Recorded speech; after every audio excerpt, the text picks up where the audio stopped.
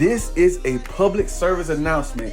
Keep your firearm clean. Always clean your gun. Here's some of the stuff that I use right here. Go watch the full video. I show you how to break down and clean the Sig Sauer Pre 365 X Macro. But most importantly, you want to have a routine of cleaning your firearm just in case if you have to ever use it, that it's good, functional, and it's ready to go. So some people do it every 200 rounds or every time they go to the range or every 2 months if you're not going to the range. But most importantly, keep that thing clean so it can function, it can move and run smooth for when you